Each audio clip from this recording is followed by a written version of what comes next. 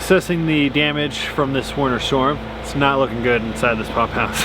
Things just got way more difficult. I wish we could go back.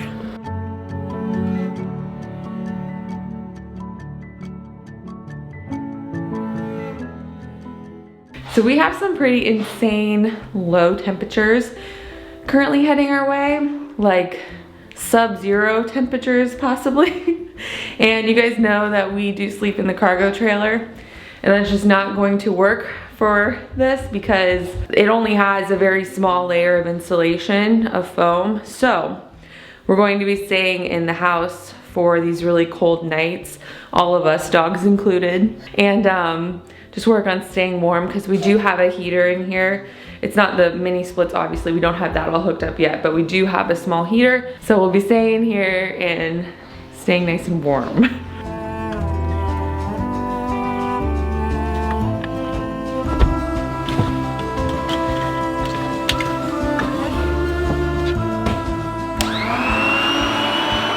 Oh my God, look at the dog.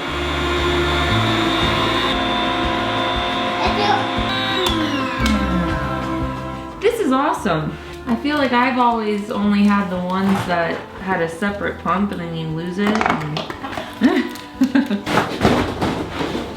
But seriously, if this was just a Murphy bed, perfect. Did I get the wall? Yeah, I know. Prayers gets up way too many times to pee to be on the inside. This is pretty cool. Now, if only we could actually see the stars. All clouds. Oh my gosh, this is a little difficult for me to get up though. Okay, we're good. You look so funny.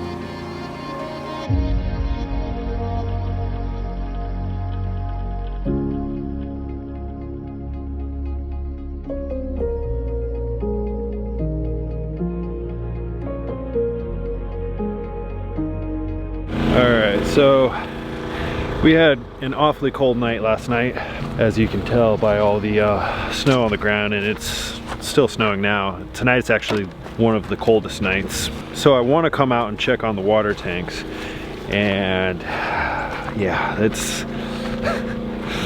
been quite interesting. I opened up one of the tanks and I couldn't get it open by hand. I had to use a hammer. It's probably not the best way to open it, but I had to use a hammer in order to get it to crack open because it was frozen. And yeah, whole top of the tank was frozen. So let's check on another one. Let's see how this goes.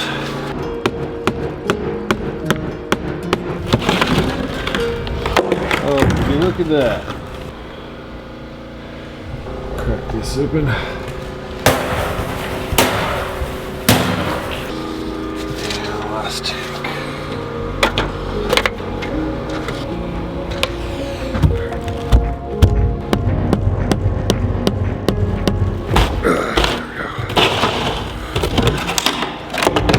Yep. As you can see, the water coming into the tanks frozen, and then the top layer.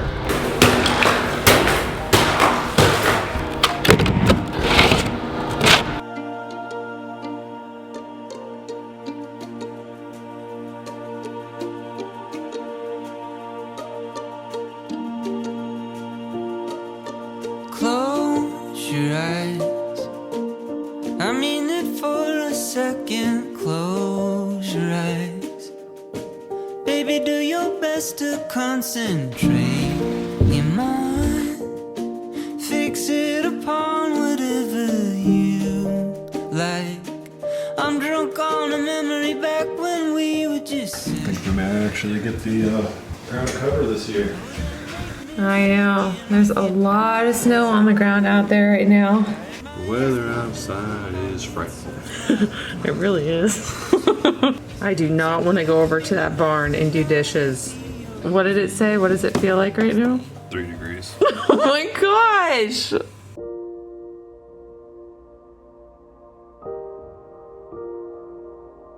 Alright, so second night in the house because of the severe cold. Well, last night it snowed. A lot. So yeah, first thing I'm gonna do this morning is let the dogs out. And like I said, there is a lot of snow outside. You boys ready?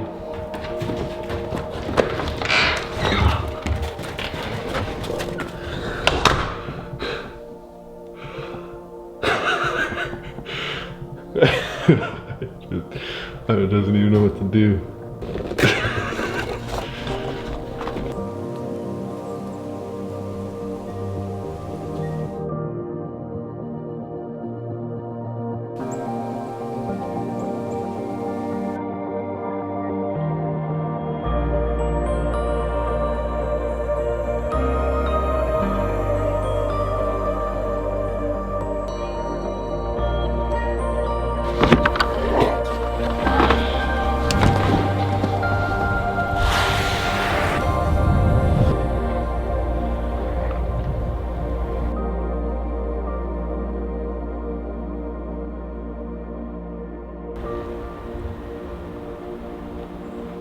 Oh my gosh. You guys, I don't think we're in Florida anymore.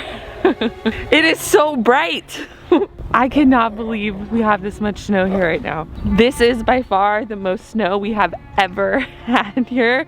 I cannot get over this. I feel like I'm in a different place. It is so beautiful.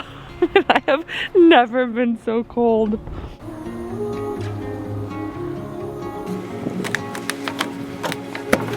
We are not prepared for this.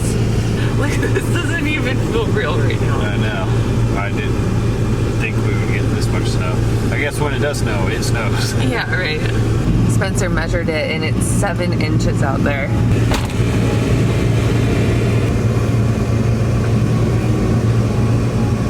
I think she's having a little trouble there. That's the method. Kick and scoop.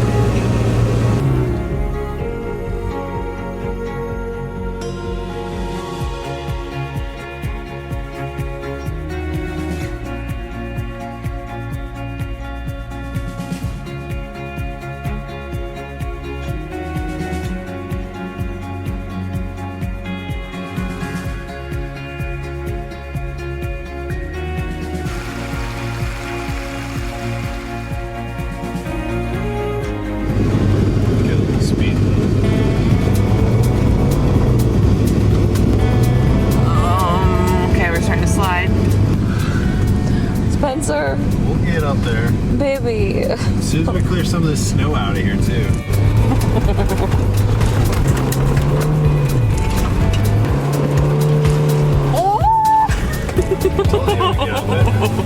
We're gonna do it again. Are you serious? Okay.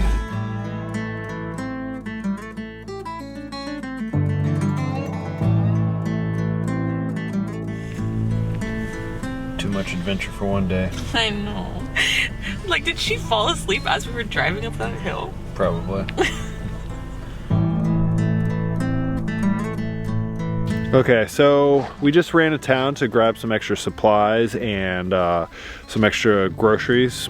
We left the dogs out because, I mean, they were cooped up inside with us all night. And yeah, so we figured, yeah, they'll be fine out here. Well, these little wise guys figured out, since the pond is frozen, that they can just go around the fence. So we come back to them just out running about. So I gotta break this ice and hopefully deter them from getting out again.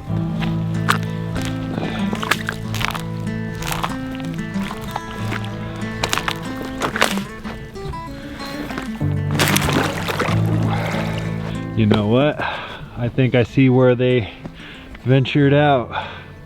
See little paw prints on the ice. So I think it's safe to say that we were not prepared for this. Yeah, not at all. We anticipated cold, but not this cold. We've had how many days of freezing temperatures? I've lost count. Yeah, at first we're like, oh, okay, we'll make it through, because the water tanks, we made it probably 4 or 5 days without them starting to freeze over a top layer. Yeah, now they're just giant ice cubes. And this might not sound bad, but this is not normal here. Like, we did not build our whole water system out there to be able to withstand this kind of cold, because we don't get this kind of cold. Yeah. Like, this is so abnormal. So some of the things that we've been running into, like he said, the water, like everything is frozen. Our tanks are frozen solid. Even before that, some of the lines in the pump house were frozen, so we weren't able to get our water out to the shower. So obviously we can't get any water inside the house for flushing toilets or anything. And yes, we can just fill the tank above the toilet to flush it, but when getting water is so difficult and it's very precious, that's not really what we want to be doing, is putting it inside of our toilet. We've had to be very selective. Pretty much it's been boiled down to the toilet water I'll go out, crack the pond, and use some of the pond water to flush the toilet. Like, nothing froze we had probably, before the tank started freezing, 4 or 5 days of freezing temperatures. And then the tank started freezing. And then we noticed that inside the pump house, some of the lines started freezing. And that's when it just went downhill fast from there. Yeah. So, once you have no water, life is no fun. Yeah, life has it's become a little bit more difficult, because your days now are just filled with, okay, how do I get water? How do we get food? How do we make food? Because, you know, our kitchen is over in the barn and I can't be going over there in these freezing temperatures and cooking. And we get freezing temperatures here, like every winter. But then in the morning, normally the sun comes out. Yeah, and it rises above freezing temperatures. So things melt. Yeah, freezing pipes aren't a thing. Yeah. The tanks definitely aren't a thing of freezing. I can't believe that happened. But I guess we have to revamp that whole situation out there. Right, so there's all that.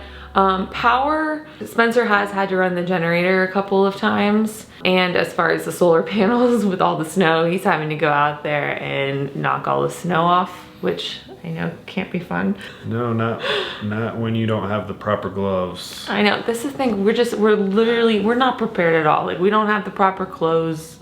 We don't have any of that stuff. Yeah, I got some like thinly insulated gloves.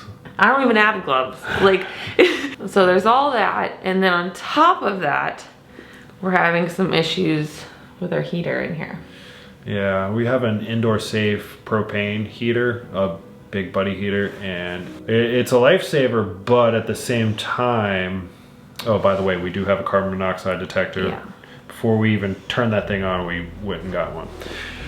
But yeah, so it helps keep it warm in here, but burning the propane releases moisture, and that moisture condenses on all the cold surfaces, which happen to be our windows, our far wall in the living room, the shipping container wall.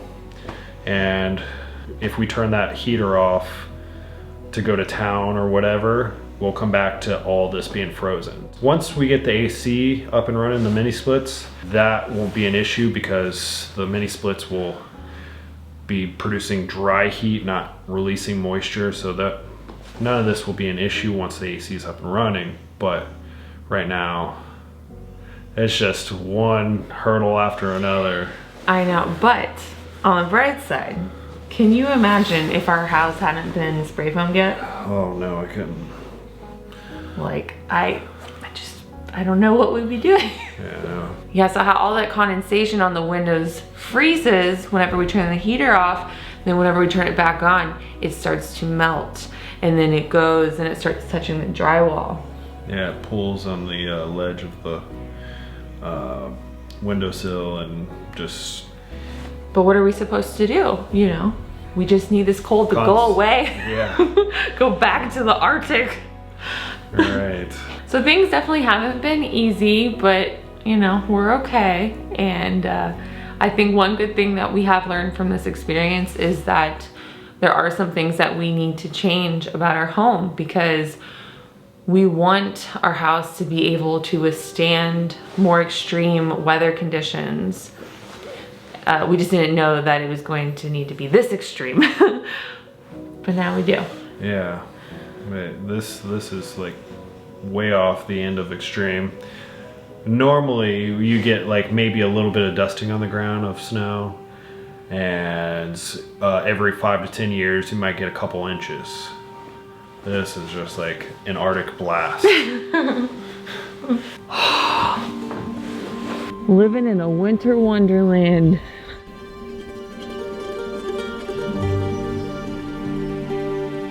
It's easy for us to say this has been our toughest winter out here yet. In addition to all the things we talked about, we also lost the internet right when the storm started, and we still don't have it back up and running. We were lucky to have the heater, but we had to be really conservative with using it because all the stores ran out of propane. This is the exact reason why our finished home will only rely on renewable resources. We used it on medium in the beginning and then had to put it down on low so we wouldn't run out.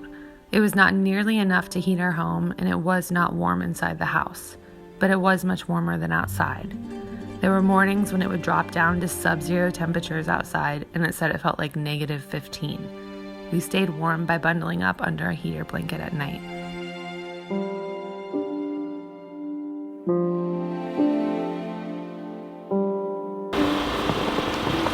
Alright, well, assessing the damage from this winter storm, it's not looking good inside this pump house. The tanks, actually, I'm surprised they're not totally frozen over.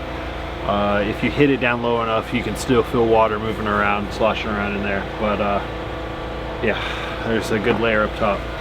So inside, get this open. All right, so first thing is in here that I've noticed is right here above the check valve is broken. Oh, there it is. And then on over to our well pump, this is cracked in half. I haven't noticed anything with the pressure tank quite yet, so fingers crossed that that's all right. I think it should be. I think since there's a bladder in there and it can expand, it should be okay, but I'm not 100% sure yet. Oh wow, that filter. Up here to our first filter before the charcoal filter just completely exploded. On over to the charcoal filter, this top cap right here looks like it's totally starting to separate from the filter itself. I don't know if that's fixable or not yet. We'll have to take it apart and see. I think that's it for as far as damage goes. The PEX seems okay and the UV light seems okay, but other than that, everything else seems, oh, and the pressure tank. But other than that, everything else seems not good. He's so cute. You and your little warm cocoon.